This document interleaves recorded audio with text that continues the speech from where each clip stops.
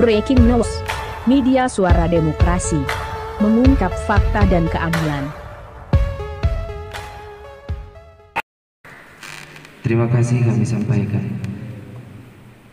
Demi menyingkatnya waktu, saya serahkan kepada pemateri ketiga atas nama Bapak Zainul Arif SHMH. Kepadanya waktu dan tempat kami persilakan.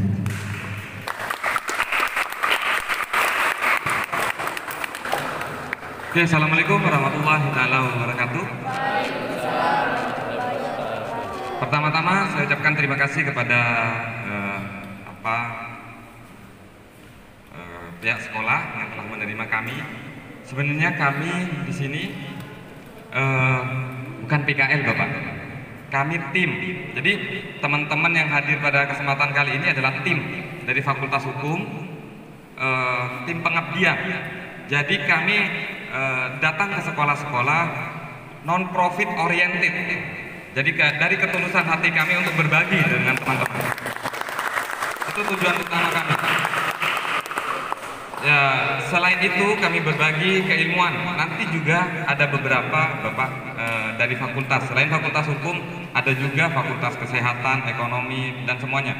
Jadi kami TBM ini tergabung terhadap mahasiswa-mahasiswa yang aktif, mahasiswa-mahasiswi yang aktif. Aktif berbicara di depan tapi bukan berbicara di belakang. Kalau berbicara di belakang banyak. Ada yang main HP, nyekrol TikTok dan sebagainya. Nah, itu salah satu bentuk pelanggaran hukum. Kalau tidak percaya, saya akan buktikan nanti pasal-pasal. Gimana? Maka pada saat kita ada seorang guru menjelaskan materi, tidak kalian dengarkan, itu kesalahan yang fatal. Karena apa? Bapak guru ini dilindungi oleh undang-undang guru dan dosen. Bagaimana? Tapi kalian juga banyak dilindungi oleh berbagai undang-undang. Jadi sudah dari tadi dijelaskan panjang lebar, saya hanya menambahi saja. Ada pertanyaan tadi, bagus sekali pertanyaannya. Nanti kita tanya jawab di akhir sesi. Saya akan memperkenalkan diri saya, nama saya Muhammad Zainul Arif. Sebenarnya saya di depan Bapak, teman-teman sekalian, bukan bermaksud menggurui. Saya dalam proses belajar juga. Belajar yang seperti apa yang dimaksudkan? Sama, belajar pengetahuan tentang bidang kehususan ilmu hukum. Bidang kehususan saya itu hukum pidana. Pidananya tentang pidana anak. Maka teman-teman sekalian, adik-adik sekalian yang umurnya di bawah 18 tahun angkat tangan. Yang usianya di bawah 18 tahun. Bapak, semua siswa yang di bawah 18 tahun ini berhak mendapatkan perlindungan. Jadi tadi sudah disebutkan di awal. Menurut Undang-Undang Perlindungan Anak, tolong dengarkan ya, Undang-Undang Perlindungan Anak. Kalian harus tahu, nanti pada saat kalian di jalan, di rumah, di sekolah, kalian mendapatkan perlindungan. Undang-Undang Perlindungan Anak 3 kali perubahan. Undang-Undang nomor 23 tahun 2022 yang dirubah menjadi Undang-Undang nomor 35 tahun 2014. Ada perubahan lagi undang-undang. Undang-Undang nomor 17 tahun 2016. Jadi teman-teman ini ada yang mau masuk Fakultas Hukum nggak? Kalau ada yang berminat, kira-kira sanggup tidak? Bukan menghafal, tetapi memahami pasal per pasal, undang-undang per undang-undang. Itu hanya satu undang-undang saja yang saya sebutkan. Ada yang namanya undang-undang KUHP, bukan undang-undang, tapi kitab. Kitab undang-undang hukum pidana yang dipelesetkan menjadi kasih uang habis perkara, KUHP itu. Jadi hukum kita sekarang yang penting ada uang, selesai perkara. Tapi bukan itu yang ingin kita capai dari sisi hukum. Maka adik-adik sekalian, saya tidak akan memperlama, tapi saya akan sebutkan dasar-dasarnya saja. Lebih baik kita tanya jawab nantinya. Aturan yang pertama yang harus kita ketahui adalah Undang-Undang KDRT, kekerasan dalam rumah tangga terhadap anak banyak terjadi. Ada yang sering ditempeleng sama orang tuanya? Ada? Tidak ada. Undang-Undang KDRT adalah Undang-Undang nomor 23 tahun 2004. KDRT itu kekerasan dalam rumah tangga. Bentuk kekerasannya apa? Ya, kekerasan itu tadi sudah dijelaskan, ada kekerasan psikis, ada kekerasan fisik, ada kekerasan verbal. Contohnya, seandainya ada bapak guru pada saat mengajar, Ini tadi kan saya contohkan undang-undang KDRT, kekerasan dalam rumah tangga. Kalau di dalam rumah tangga biasanya seorang anak dipukul, dipukulnya biasa harusnya, betis, oke, tidak masalah. Tetapi kalau dihajar habis-habisan sampai kekurangan oksigen, nah itu bisa masuk kategori kekerasan seksual. Kekerasan fisik di dalam rumah tangga, mohon maaf, bukan kekerasan seksual. Kekerasan seksual ada tidak di sini adik-adik itu yang berkumpul di rumahnya dengan omnya, tantenya, bukan dengan orang tuanya? Tidak ada. Kadang kerabat terdekat melakukan kekerasan seksual, melakukan persetubuhan badan. Kalian tahu pasalnya pasal berapa kira-kira? Undang-undang pencabulan. Cabul, ingat, pencabulan dengan pemerkosaan sama atau tidak? Beda. Beda. Apa bedanya? Kalau pencabulan itu kayak meraba-raba. Meraba-raba. Kalau pemerkosaan? Ya. Oh langsung. Ya bagus. Jadi kalau pencabulan itu meraba-raba. Apa yang diraba? Hal intim. Hah? Apakah hanya bagian intim yang diraba? Tidak. Kalau pemerkosaan? Sebenarnya pemerkosaan dan pencabulan masuknya, ingat ya, tanda petik. Jangan berpikir negatif dulu. Karena ini pengertian di dalam undang-undang. Pencabulan dan pemerkosaan itu sama. Masuknya alat kelamin laki-laki ke alat kelamin perempuan. Itu. Tetapi pencabulan lebih spesifik lagi. Apa Pak? Pencabulan lebih spesifik lagi. Satu, pencabulan itu bisa meraba-raba. Selain masuknya alat kelamin bisa meraba-raba. Selain itu yang ketiga, yang pertama masuknya alat kelamin, yang kedua bisa meraba-raba, yang ketiga bisa menggunakan ucapan, aduh punya kamu dan sebagainya, punya kamu bla bla bla bla bla. Saya tidak perlu menyampaikan ya. Kadang teman cowoknya, bodinya gitar Spanyol. Nah itu kena itu. Ada yang bilang seperti itu? Ada kan? Ada, pasti ada. Tapi mudah-mudahan tidak terulang lagi setelah kalian mendapatkan pemahaman. Karena nanti saya akan jelaskan aturannya. Kalau kita sudah tahu bahwa ternyata kekerasan seksual tidak hanya pencabulan dan pemerkosaan saja. Pencabulan itu bedanya dengan pemerkosaan. Kalau pemerkosaan itu secara paksa, dipaksa. Kalau tidak dipaksa tidak enak katanya. Katanya, bukan kata saya belum pernah soalnya. Kalau pencabulan itu dengan tipu muslihat, rangkaian kata bohong, mengiming-imingi, itu pencabulan. Jadi anak yang di bawah umur itu biasanya tidak paham bahwa diiming-imingi itu seperti apa. Diajak, nanti kalau kamu ikut saya, kamu akan saya kasih uang, kasih HP, kasih baju, saya belikan celana dan sebagainya. Biasanya itu tertarik. Di sini ada yang pacaran tidak? Ada kan? Ada. Kalau kalian pacaran, hati-hati yang cowok-cowoknya ini yang menjemput ceweknya ke rumahnya meskipun sudah pamit kepada orang tuanya berdasarkan pasal 332 KUHP. Setiap orang yang menjemput anak di bawah umur itu dianggap melarikan perempuan atau anak di bawah umur. Jika kalian sudah pamit ke orang tuanya, Bu, saya mau ngajak anaknya jalan-jalan ke taman bunga. Nanti, nanti pulangnya jangan sampai lewat jam 9 ya. Iya Ibu, ternyata dikembalikan jam 10 malam. Diantarkan jam 10 malam. Bisa tidak itu dilaporkan? Bisa.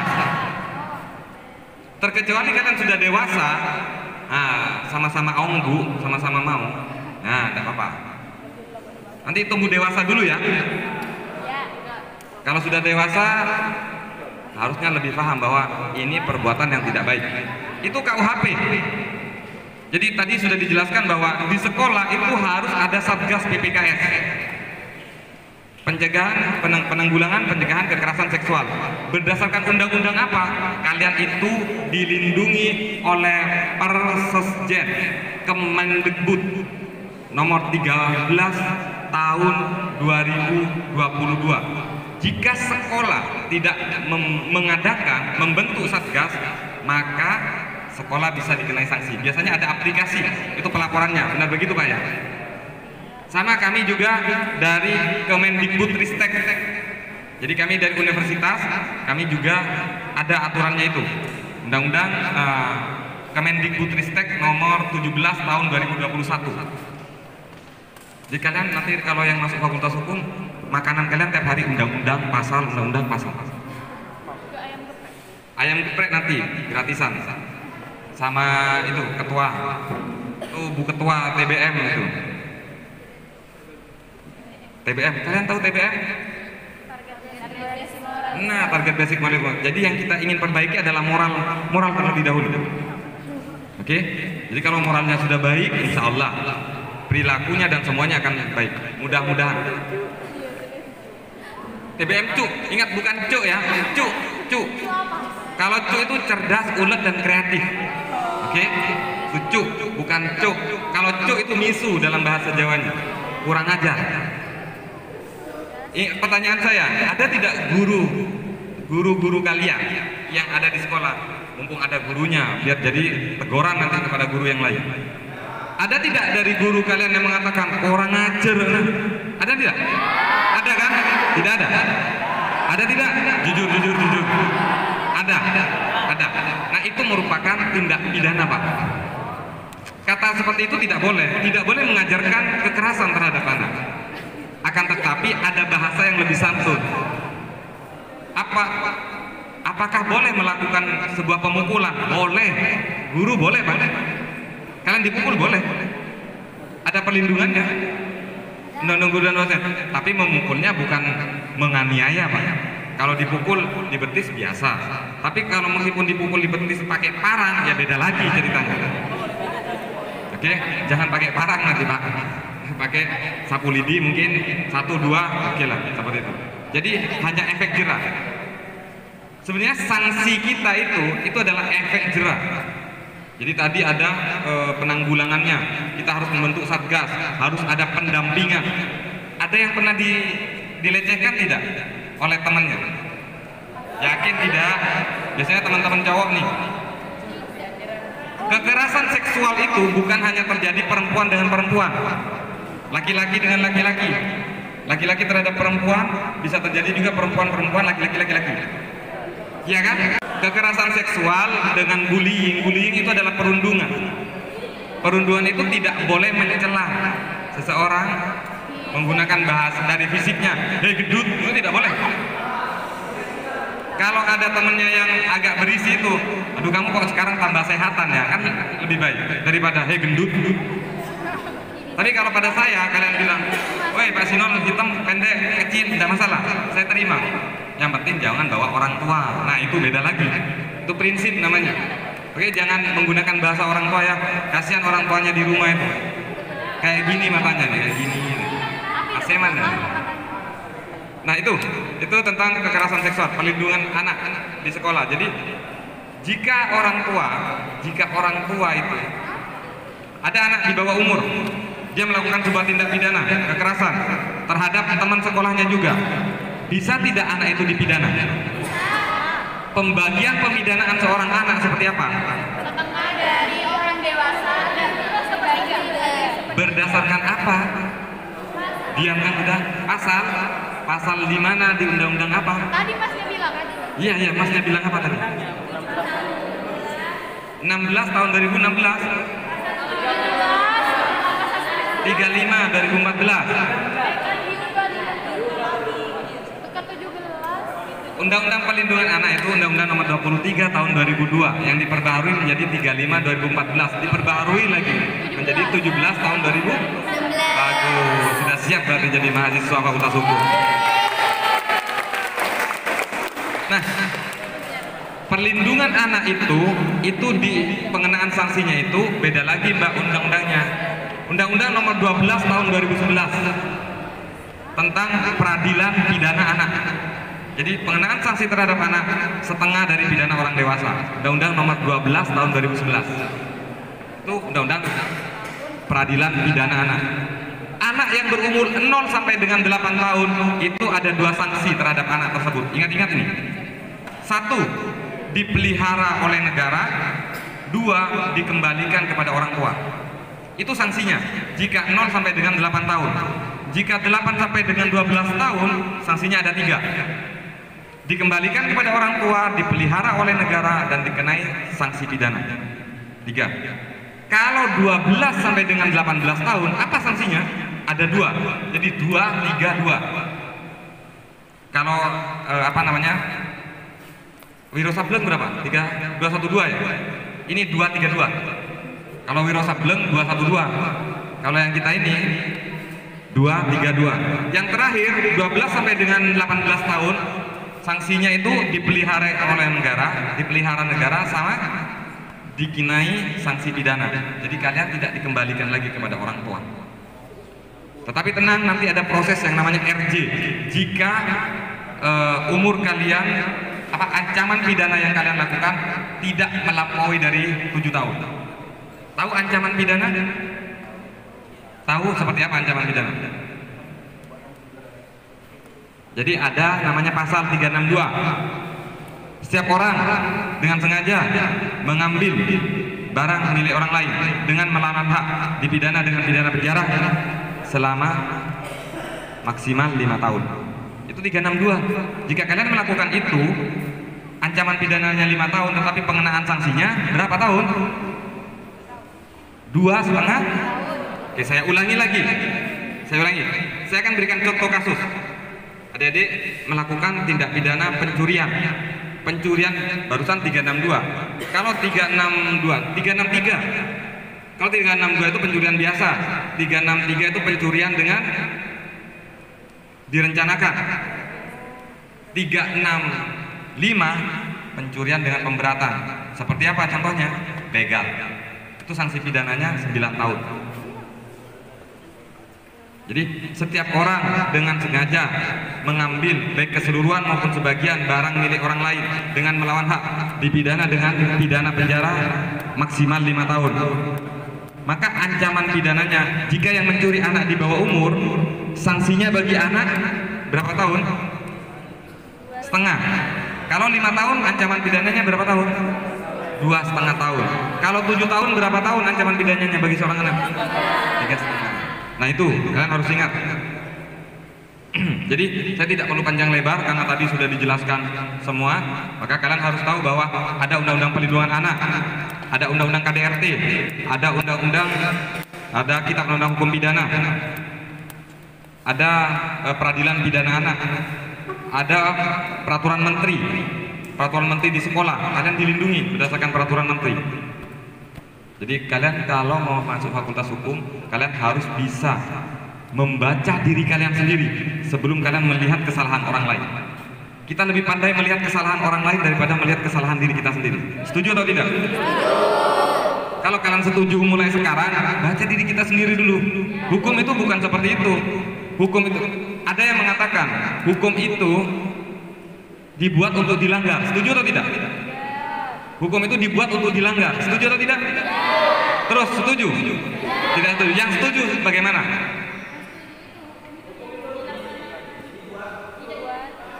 Tidak dilakukan.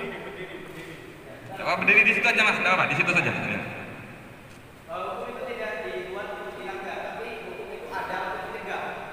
Mencegah. Tapi kenapa masih banyak tindak pidana pencurian? Jadi, oke saya jelaskan ya. Hukum itu dibuat bukan untuk dilanggar, tapi adanya pelanggaran terlebih dahulu baru dibentuklah hukum. Jadi sistem pemikirannya terbalik. Hukum itu ada karena ada pelanggaran. Tidak mungkin hukum ada tanpa adanya pelanggaran.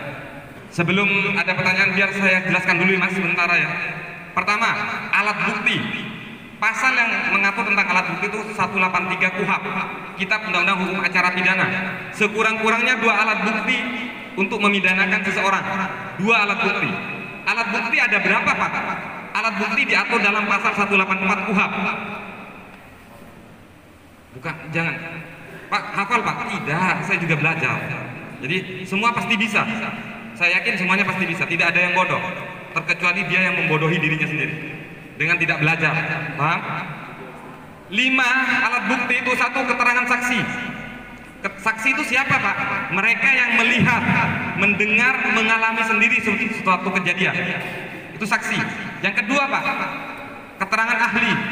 Dia yang dianggap lebih mengetahui di bidang keilmuannya. Jadi saya berdiri di sini, saya juga saksi ahli pidana di Polres. Jadi saya sering diminta menjelaskan keterangan terkait dengan satu kasus. Barusan juga saya di WA oleh oleh salah satu ada kasus besok di pengadilan, saya diminta sebagai saksi ahli, tapi saya menolak. Kalau tidak dari Polres, hati-hati.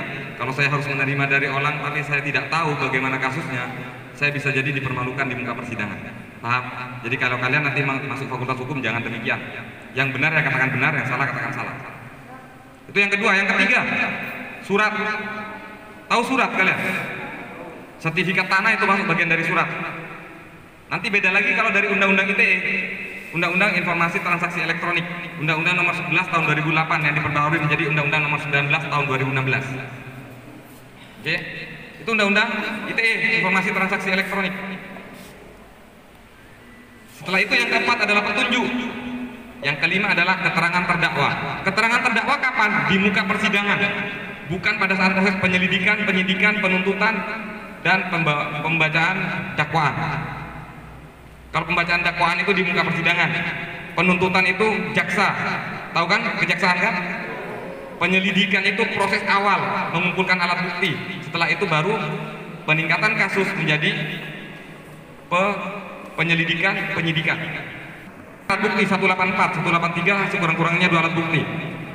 Tadi pertanyaannya, bagaimana kalau ada kasus, kenapa langsung ditetapkan? Harus memenuhi sekurang-kurangnya 2 alat bukti, Mas. Kalau sudah alat buktinya cukup 2 alat, ngapain menunggu lama? Kasihan juga. Tujuan dari hukum itu apa sih sebenarnya? Mengadili. Tujuan dari hukum adalah memberikan kepastian kepada seluruh warga negara Indonesia, dia benar atau salah. Kalau kita tidak tepat menentukan di seseorang itu benar atau salah, kapan dia akan menjalani proses pemidanaan? Akan berlarut-larut. Negara itu mengeluarkan uang tidak sedikit. Kalau perdata yang bayar yang kalah, kalau pidana kalian tidak bayar sama sekali. Kalian ingin melaporkan, kalau diminta uang laporkan ke Propam. Kalian laporan kan? Laporan ada tindak pidana pencurian. Setelah itu kalau kamu tidak ngasih uang sekian, itu salah. Kalau ada hal yang demikian, laporkan. Saya banyak mahasiswa saya itu polisi-polisi. Saya akan sampaikan, jangan seperti itu. Kasihan masyarakat. Polisi itu juga sama seperti kalian. Oknum ya, oknum. Mohon maaf Pak Polisi, hanya oknum polisi. Jadi oknum polisi itu sama seperti kalian, sipil juga. Mereka hanya sipil yang diberi seragam dan dipersenjatai. Sedangkan kalian tidak diberi seragam SMA yang ada. Tidak dipersenjatai juga, tapi kalian punya senjata yang ampuh satu-satunya dari orang tua kalian. Ya? Apa itu? Doa. Jangan yang negatif tinggi, nanti hal-hal yang negatif yang kalian pikirkan. Saya yakin cowok-cowoknya sudah ke arah yang negatif ini juga. Jadi itu Mas ya. Kalau tindak pidana biasa Mas, ini sedikit lagi, cuman 2 penjelasan lagi. Kalau tindak pidana biasa ya, itu alat buktinya harus 2, ditambah laporan. 2 alat bukti, yang 5 tadi alat bukti, salah satunya pilih saja. 2 alat bukti ditambah 1 laporan. Tapi kalau kekerasan seksual yang dibutuhkan 1 alat bukti ditambah 1 laporan. Jadi 2 juga. Kalau tidak pidana biasa pencurian, 2 alat bukti ditambah 1 laporan. Jadi 3. Kalau tidak ada laporan ya sudah. Tadi dikatakan, Pak bagaimana? Kenapa pelaku itu kalau kekerasan seksual itu kan harus dilindungi? Tidak juga. Berdasarkan pasal 16 Undang-Undang Nomor 12 Tahun 2022, berdasarkan putusan hakim boleh. Ingat, saya sudah sebutkan pasal. Berarti kalau saya sudah sebutkan pasal, saya tidak mengada-ngada. Berdasarkan pasal 16 Undang-Undang Nomor 12 Tahun 2022, boleh seorang hakim menyampaikan inisial, bukan cuma inisial tapi nama pelaku. Boleh. Kalau tidak percaya kalian nanti browsing pasal 16 Undang-Undang Tindak Pidana Kekerasan Seksual 12 2022. Yang kalian harus tahu pasalnya, pasal 5, pasal 10, pasal 14, pasal 16. Baca itu pasal. Pasti akan paham kalian. Saya yakin kalian akan paham. Mungkin itu saja, nanti kurang lebihnya kalian tanyakan lagi, karena juga ada pemateri yang lain yang mungkin akan menjawab dari pertanyaan jika saya tidak mampu. Saya juga manusia biasa, ada keterbatasan. Oke, mungkin itu saja. Nanti kalau ada pertanyaan silakan disampaikan melalui moderator atau MC kita. Sekian, akhirul kalam, mohon maaf jika ada tutur kata yang salah. Bapak, saya juga mohon maaf, mungkin ada perilaku saya yang kurang sopan. dan teman-teman juga ya. Saya mohon maaf. Wabillahi taufiq wal hidayah. Wassalamualaikum warahmatullahi taala wabarakatuh. Oke, mungkin ada yang mau ditanyakan ataupun unek-unek yang ada di pikiran kalian itu silakan sampaikan. Oke, nggak apa-apa. Silakan sebut nama dan juga kelasnya, oke? Ya, baik. Bismillahirrahmanirrahim. Assalamualaikum warahmatullahi wabarakatuh.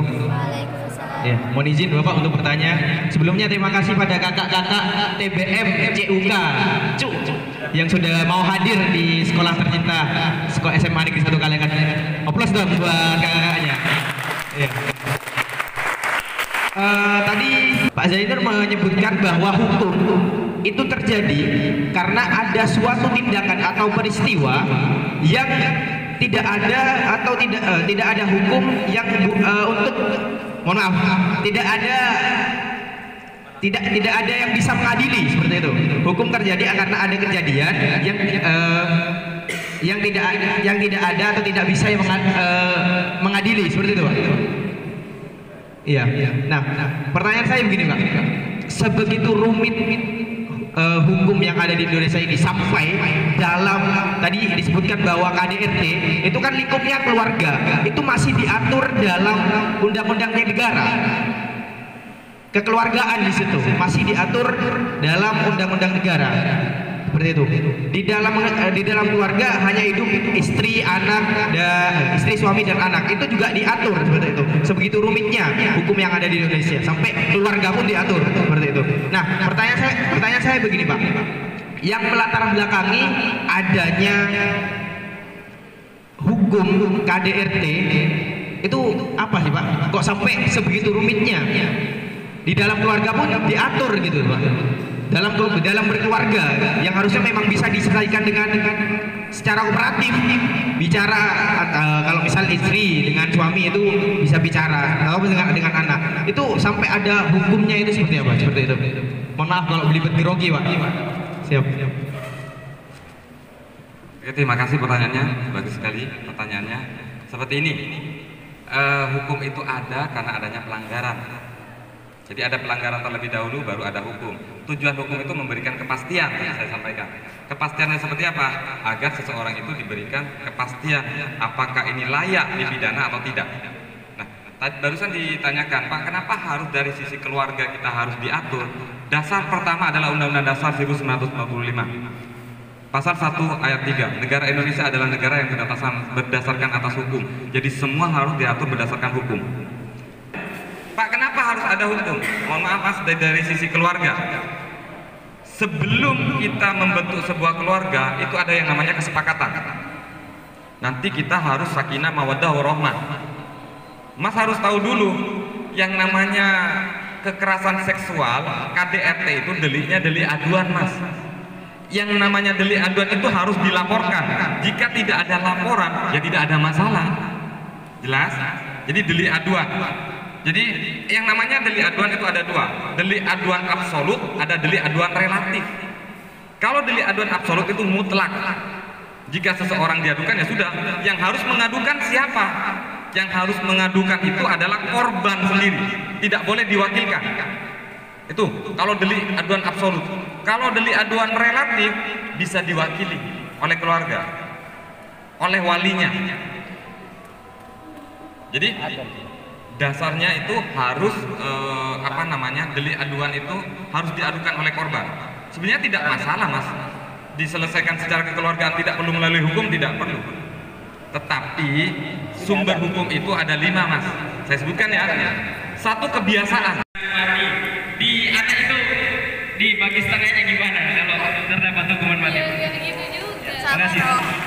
Mati begitu. Oke, jika seorang anak melakukan sebuah tindak pidana pembunuhan, anggap saja pasal 340, pembunuhan berencana yang mengakibatkan matinya, jadi direncanakan. Jadi ancaman pidananya kalau bagi orang dewasa adalah pidana mati seumur hidup maksimal 20 tahun penjara. Jika anak yang melakukan tindakan tersebut direncanakan, maka sanksi ancaman pidananya adalah ada 2, seumur hidup atau 20 tahun penjara. Kalau sudah pidana mati loh ya. Kalian tahu, teman-teman tahu adik-adik ini pidana seumur hidup seperti apa sih? Sesuai umur yang melakukannya. tidak untuk di Indonesia, itu untuk di Belanda dan luar negeri yang lain. Di Indonesia tidak. Jadi di Indonesia itu menerapkan pidana seumur hidup ya sampai selesai. Innalillahi wa inna ilaihi rajiun di penjara. Nah, bagaimana dengan Pak? Kalau Mbaknya tadi mengatakan sesuai umur, Pak. Harusnya Indonesia kan berkiblat kepada bangsa negara Belanda. Karena apa? Aturan kita dari negara Belanda. Tapi kita tidak berkiblat kepada sana. Karena aturan kita KUHP di Belanda itu sudah tidak dipakai. Makanya Indonesia membuat yang namanya KUHP baru. Kalian tahu KUHP itu ada berapa pasal? 569 pasal. Perubahannya menjadi 524 pasal. Itu KUHP saja. KUH Perdata berapa? 1993 pasal. Ayo. Jadi ada yang kelahiran 93? Benar ada. Di atas itu semua ya. Jadi itu Mas, jadi kalau anak di bawah umur melakukan tindak pidana yang ancaman pidananya pidana mati, maka itu biasanya dikenai seumur hidup atau 20 tahun penjara. Oke? Itu di Undang-Undang Perlindungan Anak. Enggaknya? Iya, silakan. Apakah adanya undang-undang atau hukuman itu sudah bisa mencegah adanya tindakan-tindakan tersebut? Apa sudah menjamin adanya tindakan tersebut tidak dilakukan lagi? Makasih. Oke, yang menjebak saya hati-hati harus menjawab pertanyaannya Mbak. Jadi apakah adanya hukum akan mencegah? Hukum itu adalah proses pencegahan. Jadi tidak, meskipun ada aturan, tapi belum tentu tindak kejahatan itu tidak ada, tetap terjadi. Semakin banyak hukum, semakin kejahatan akan berkembang terus. Jadi kita malah sebagai aparat penegak hukum, saya sebagai dosen pengampu mata kuliah hukum pidana, saya itu tambah bingung. Kadang ada aturan dan aturan yang satu dengan aturan yang lain itu berbenturan. Jadi ada inkonsisten, ada konflik norma. Jadi antara undang-undang dengan undang-undang ada konflik. Jadi intinya, apakah hukum itu bisa mencegah? Hukum itu proses pencegahan, cara mencegah. Berdasarkan apa? Ini loh unsur-unsurnya, tidak boleh dilakukan ini. Jika kamu melakukan ini adalah apa sanksinya? Sebenarnya hukum itu adalah menakut-nakuti masyarakat, warga negara Indonesia agar tidak melakukan. Tapi yang tidak takut tetap aja melakukan. Karena faktor apa? Faktor ekonomi, faktor pergaulan, faktor broken home, broken heart. Ada yang broken heart? Ada yang broken heart menjual diri. Jangan sampai demikian. Manusia itu barang atau bukan? Bukan. Tetapi kenapa ada undang-undang perdagangan anak dan perempuan? Yang biasanya diperdagangkan apanya, Mas? Dijual dari, jika orang yang dijual itu jasanya yang dijual. Jasa. Kalian ini cowok-cowoknya ini yang di belakang, tahu LC? Ya, tahu. LC. Aku tahu semua. Itu pengalaman, Pak. Ini pengalaman semua ini, Pak. Nggak tahu. Sudah kadung bilang tahu ya. Nggak tahu. LC itu dalam bahasa hukum letter of credit. Dalam bahasa perbankan, letter of credit. Mohon maaf, saya tidak tahu kalau LC yang lain. Dalam bahasa perbankan itu letter of credit. Yang tahu saya LO, legal opini. Kalau LC saya tidak tahu yang lain-lain. Tidak tahu tapi tidak mau menjelaskan saya. Jadi tahu tapi tidak mau menjelaskan. Biar nanti saja empat mata saja. Oke, jadi itu ya Mbak ya jawabannya. Jadi hukum itu sebenarnya hanya proses pencegahan, menakut-nakuti agar masyarakat itu tunduk terhadap aturan. Karena negara kita berdasarkan negara hukum. Ya. Dari saya pribadi, saya mohon maaf apabila ada kata-kata yang salah dan juga kurang berkenan kepada teman-teman sekalian dan juga pada kesalahan dari saya kepada Assalamualaikum warahmatullahi wabarakatuh. Tadi saja, jadi ada nggak yang dari kalian itu mencatat materi yang disampaikan barusan? Siapa yang mencatat? Mencatat enggak? Ini yang mencatat, menulis. Siapa? Oke, bisa depan ya? Ditunjukkan catatannya. Silakan. Ke depan deh. Ada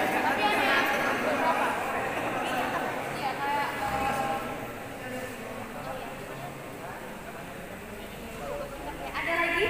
Ada lagi coba diperlihatkan dulu.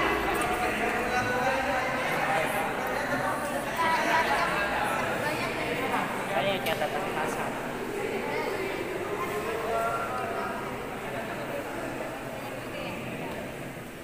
Ada lagi? Ada lagi? Di otak. Nah, oke, boleh maju ya, berdua, silakan maju ke depan. Terus, siapa? Bentar dulu, bentar. Ada kata-kata dulu. Siapa yang berani memberikan ringkasan materi dari awal hingga akhir? Maju deh, maju deh. Dua-duanya deh. Maju deh. Silakan. Tenang.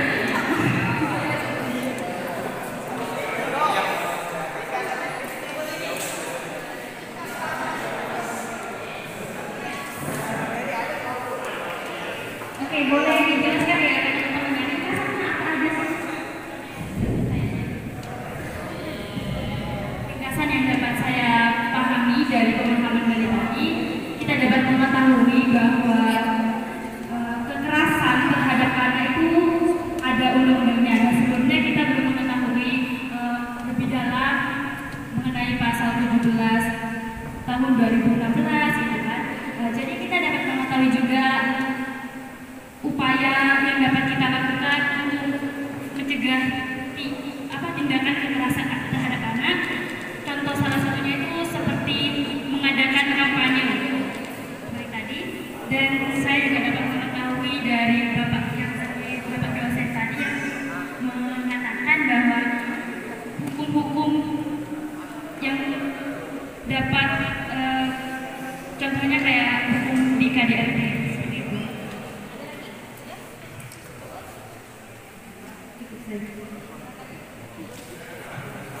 Ya, terima kasih atas kesabarannya. Kita bicara tentang kekerasan seksual terhadap anak.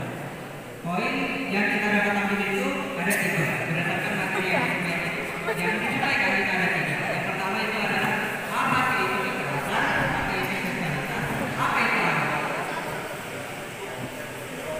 Kekerasan terlalu berlebihan. Seksualitas yang menjatuh tentang harga intim ataupun harga diri. Yang ketiga anak, yaitu orang-orang yang masih di bawah umur. Jadinya kita tahu kekerasan seksual pada anak itu apa? Itu tindakan berlebihan yang mengarah kepada harga intim ataupun harga diri, yang dimana korbannya itu adalah anak di bawah umur. Jadi kalau kita tahu apa, kita ambil ke materi yang kedua, yaitu adalah seperti apa tindakan berlebihan itu. Yang pertama bisa eksploitasi, memperbudak, ataupun bahkan menjadikannya sebagai seksual. Kalau pekerjaan seks komersial nah, itu bahaya nggak sih buat korban ataupun buat masyarakat di suatu negara? Tentunya berbahaya. Makanya di materi ketiga kita membahas tentang hukumnya. Di hukum itu di undang-undang sudah tertera dengan sangat jelas apa hukumnya dan bagaimana hukumnya. Mungkin itu saja dari saya. Terima kasih. Boleh kasih pertanyaannya dulu ya. Bukan yang terakhir sih. Barusan sudah ada bisik-bisik dari pemateri, jadi semuanya mengerucut pada satu orang yang teraktif. Ya, sama-sama tahu ya sih maksudnya. Mas Faisal, silakan. Mas Faisal.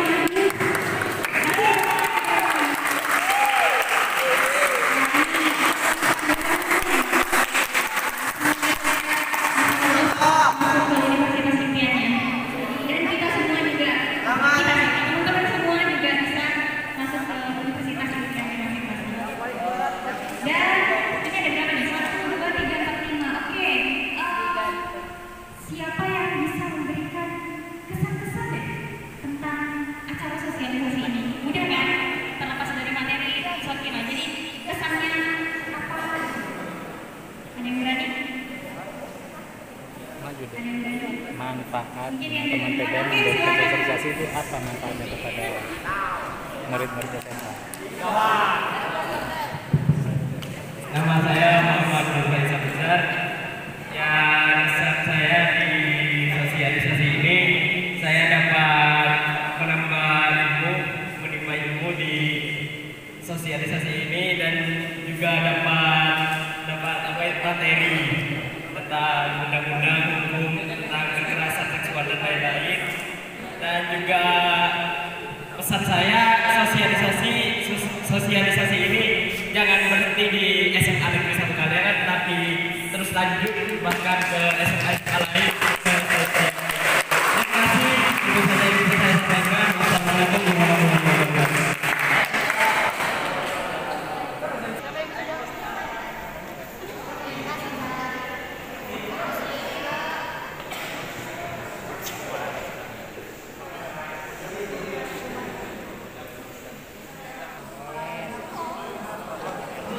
Lagi.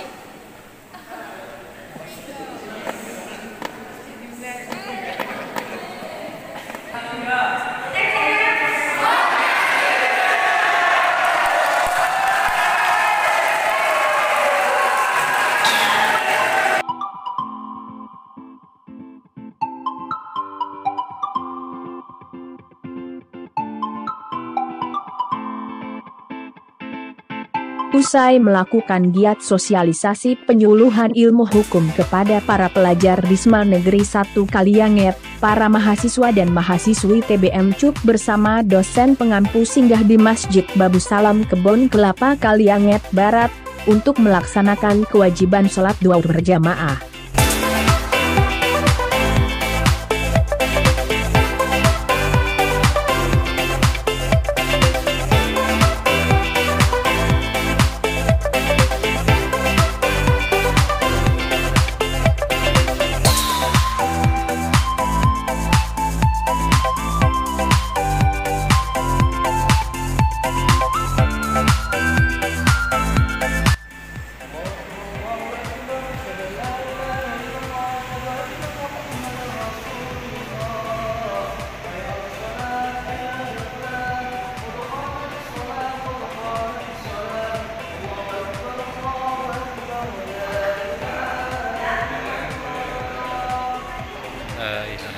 Terima kasih telah menonton channel Suara Demokrasi.